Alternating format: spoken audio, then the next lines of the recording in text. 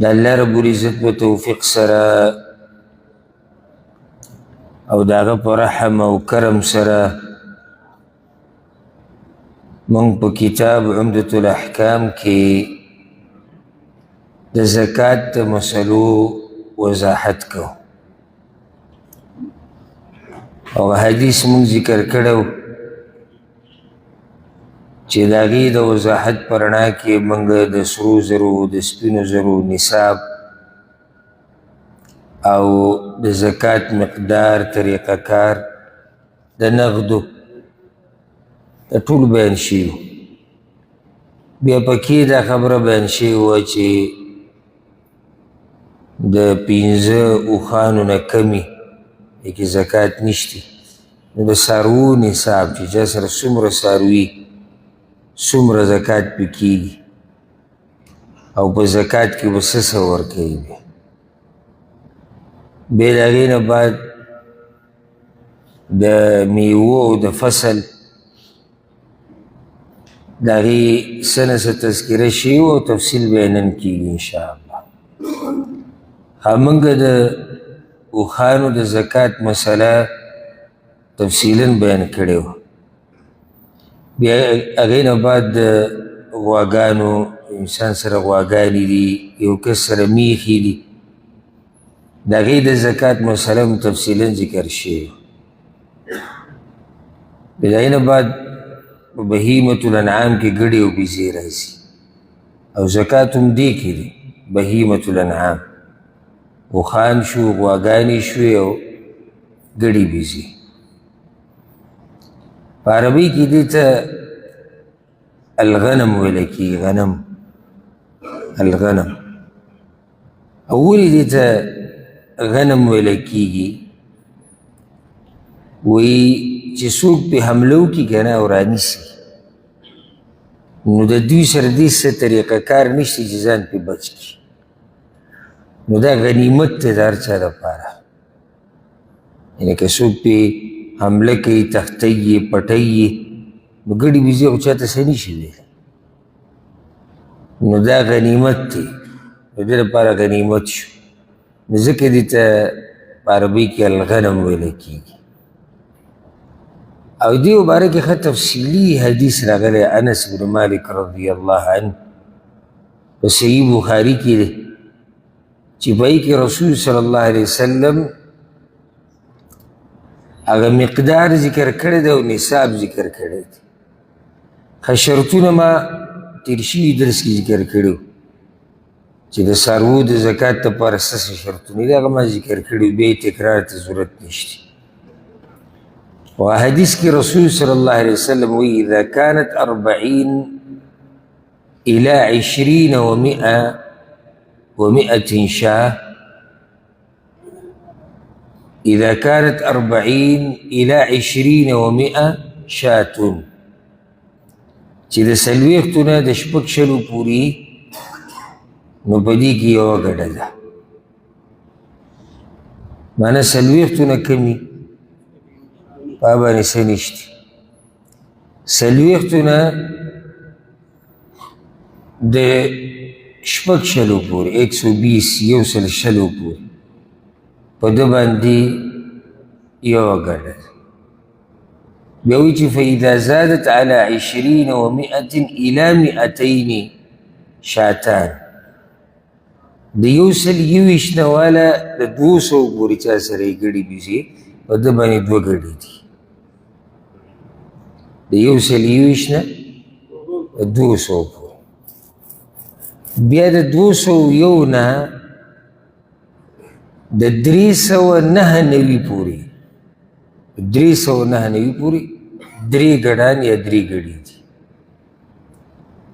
201 نه دې باره کې ښه صحیح حدیث ثم ليس فيها شيء حتى تبلغ 400 چې 200 نه واوړي بیا پکې څه نشتي تر دې چې 400 ته ورسي یعنې 399 پورې دې کې درې ګډان دي یا درې دي ښه چې د هغې نه زیات شو بیا به څه کېږي بیا په هر سلو کې یو په هرو سلو کې یو بیا تفصیل آسان دی دا د بیزو ګډو د نصاب مسله وه. اوس دلته بله مسله یاده کوي.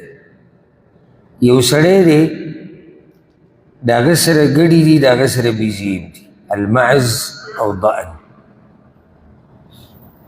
ګډې بیزې دي، ګډې ورسره هم دي بیزې هم دي، دا جدا دي دا جدا دي. نو اوس به دې که دا زکات ورکوي نو د چا نه به یې ورکوي؟ د ګډو نه به یې ورکوي که د بیزو نه به یې ورکوي؟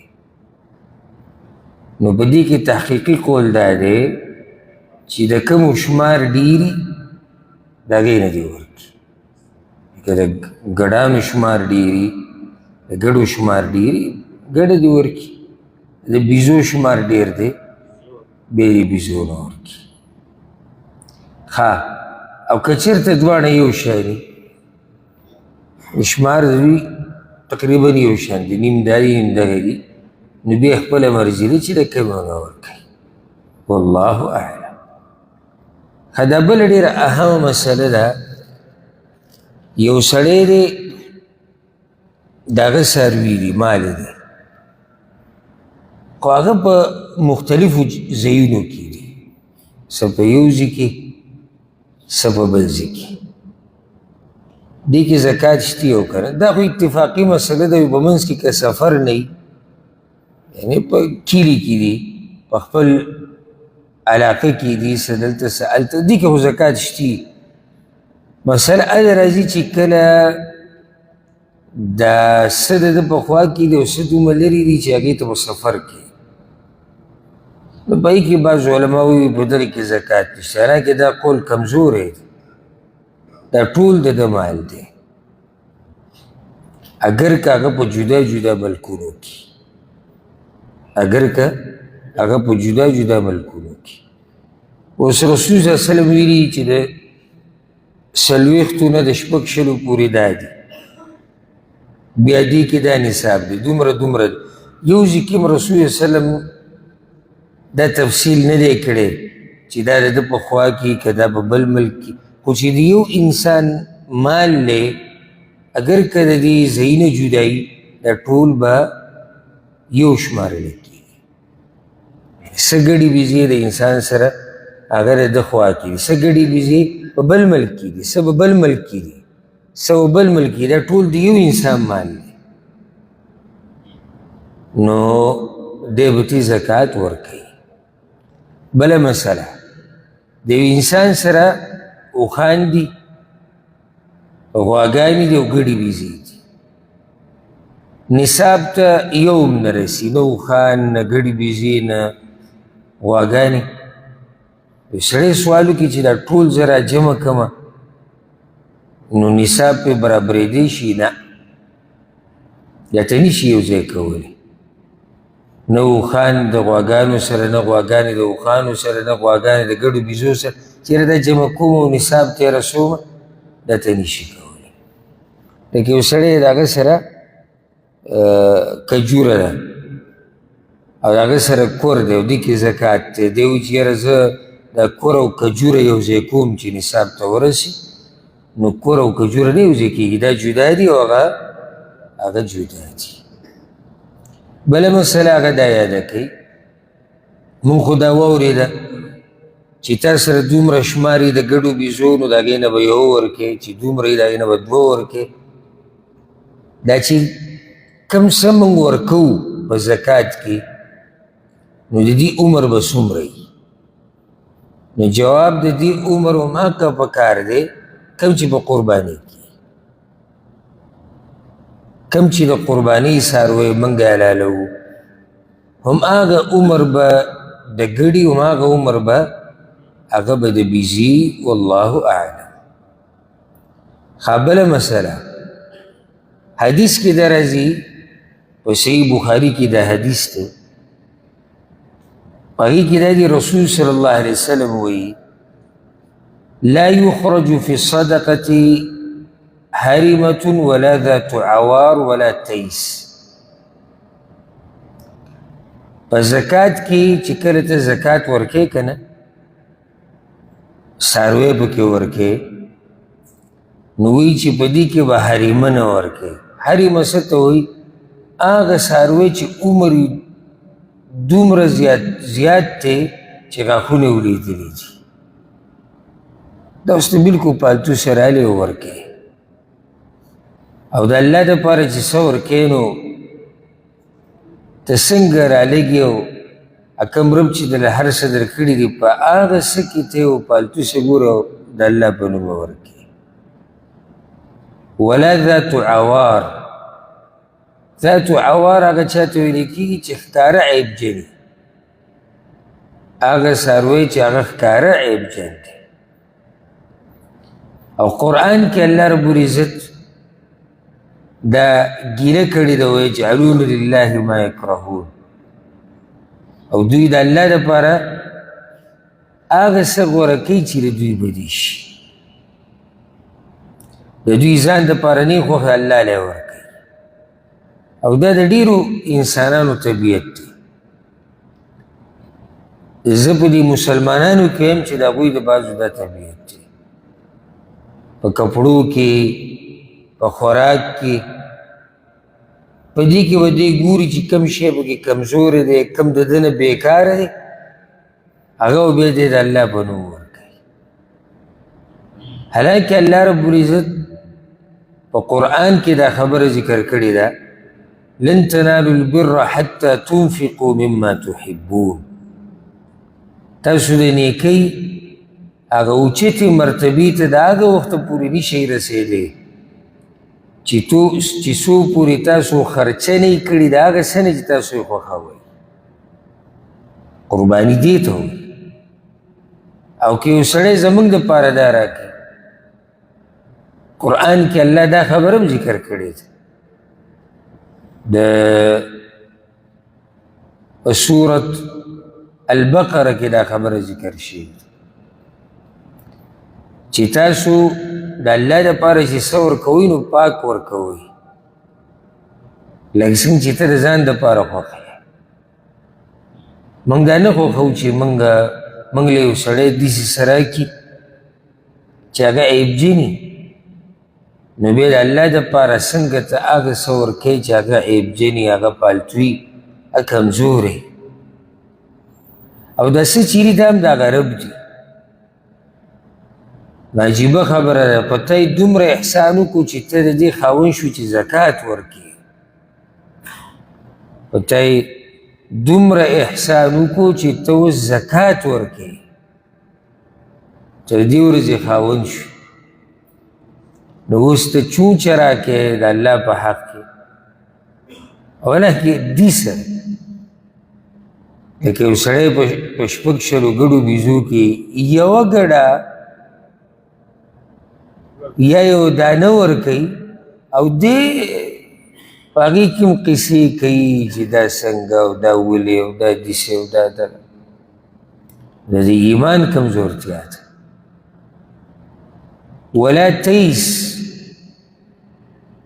او پیسه به نه ورکوي، پیسه نر چې کم دی وریځې کې چې دنه فایده اخیستی کېږي. دا اوس وګوره د الله مهرباني ده. صحیح د زکات ورکه، خو رب العالمین پکې د دې لحاظ کوي چې ده ته پکې نقصان هم ونه رسي. الا ما شاء المصدق، مګر که هغه صدقه ورکوونکی غواړي په خپله مرضۍ ورکوي، هغه جدا مسله ده. یو حدیث کې دا هم راغلي دي وإیاک وکرائم اموالهم، وإیاک وکرائم اموالهم. زکات چې څوک راجمع کوي هغوی ته یې ویلي ګورې د خلکو غوره مالونه به نه رالي. خلاصه د دې حدیثونو هغه دا ده چې په زکات کې به درمیانه شی ورکړی کېږي، نه ته هغه ګډه یا ګډ یا بیزه ورکولی شي چې هغې کې ښکاره عیب دی، مرض دی، یا عمر ډېر زیات دی، یا کمزورتۍ ښکاره ده، او نه په دې کې به هغه غوره څه اخیستی کېږي. چېرې په ټول مال کې هغه څاروی غوره دی، هغه غوره دی، هغه دغسې راوړه، نه داسې به هم نه کېږي. ځکه په دې باندې علماو لیکل کړي تفصیلي، لکه غوره مال اوس مثال کې په څاروو کې یو څاروی داسې دی چې هغه سم سورب دی او هغه د ساتلی دی دپاره چې غوښه ډېره وي، بیا به ټیم کې به حلال کو به خو دا ترې مه راوله. دغه شان نر ترې مه اله ځکه چې د هغه نه دی فایده دی. دغه شان یو څاروی دی چې هغه حامل دی بلار به ده، دا ترې مه اله ځکه چې دې نه دی فایده دی. او دا ټوله د رب العالمین مهرباني ده. رب په موږ باندې ډېر مهربانه دی، خو دا زموږ بې وفایي ده د الله سره، چې کله د الله خبره راشي نو بیا موږ کله یو بانه کله بله بانه، کله یو عذر او کله بل عذر ذکر کوو. بله مسله، اوس دې حدیثونو کې خو رسول صلی الله علیه وسلم دا خو ویلي چې ته به ګډ ورکې، ته به ګډه ورکې، ته به اوښه ورکې، ته به سخی ورکې، یعنې خو ویلي دي چې دا د څاروي به ورکې. اوس که د دې په ځای سړی قیمت ورکي نو دا به څنګه؟ الجواب، اول دا خبره یاده کوي چې د ټولو نه غوره طریقه هغه دا ده چې په دې حدیث باندې عمل وشي. که اوس رسول صلی الله علیه وسلم موږ ته ویلي چې ته به دا څاروی ورکې، دا به ورکې، دا به ورکې، د دې نه بې ضرورته اورېده قیمت ته او مال ته دا غوره طریقه نه ده. ها اوس یو سړي سره هغه څاروی نشتی کوم چې ورکول غواړي، لکه د اوښانو په مسله کې موږ هلته تفصیل ذکر کړو. او که چېرته ضرورتي نو بیا بعضو محققینو علماو پوخانو او اوسنو د هغوی دا فتوه شتي چې د ضرورت او د مصلحت په بنا قیمت هغه ورکولی شي. خو دا هله چې کله انسان ته محسوس شي چې اوس ضرورت ډېر دی او مصلحت هم په دې کې دی نو بیا ورکولی شي. ښه، ما دا مسله ذکر کړې وه د څاروو په زکات کې چې دا به صائمه، یو صائمه هغه څاروي ته ویلی کېږي چې هغه اکثر کال چې هغه سریږي نو هغه په عام چې کوم مباح واښه دي د هغې نه هغه خوراکونه کوي. گیا د عام مباحه هلته که چېرته دا انسان وله پیدا کوي او دا مالک نو بیا پکې زکات نشتی، بیا پکې زکات نشتی. اوس په دې باندې تاسو یو مسله ته بیانوم. یو سړی دی د هغه سره 15 ګړي ویزې دي، 15 او دا 15 ټول هغه دي چې سریږي بهر. دا سړی په هغوی باندې خرچه نه کوي مالک. ما تاسو ته تېر شوي درس کې وایو چې کله نه کله پکې خرچه کېږي، خو عامه طریقه دی چې دوی بهر ځان له سریږي. او 15 سره داسې دي 15 چې په هغوی باندې دی خرچه کوي، دی ولې د خوراک بندوبست کوي، دی ولې یو شی بل شی راوړي. نو اوس دا 15 او 15 څو شو؟ 40. په دې کې زکات شته؟ ولې زکات شته؟ کمې دپاره چې ما دا مسله شروع کړې ده ستاسو توجه نشته. چې 15 باندې زکات نشته، ځکه 15 باندې خرچه دی کوي نو د شوي 15 نو څنګه پرې زکات دی؟ بیا خو نصاب نه پوره. خو موږ اکثر ویلي خو ما دا 15 هغه دي چې دی پې خرچه کوي، د ده سره غوجل کې دي ولاړ دي هر څه وله دی کوي.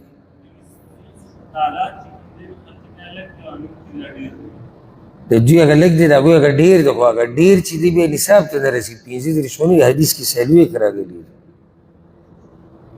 نو هغه نصاب ته نه رسي نو په دې کې زکات بیا نه وي.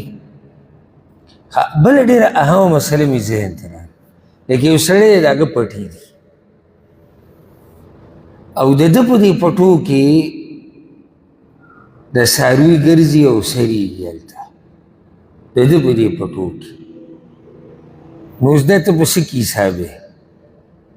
هغه ګډو بیزو کې چې دا سړی به په خپله خرچه کوي هر څه راوړي، کله دا په هغه کې دي چې بهر ګرځي او سریږي، او کمی چې مباح او روا ګیا او واښه دي هغه خوري، په څه کې به حساب وایي؟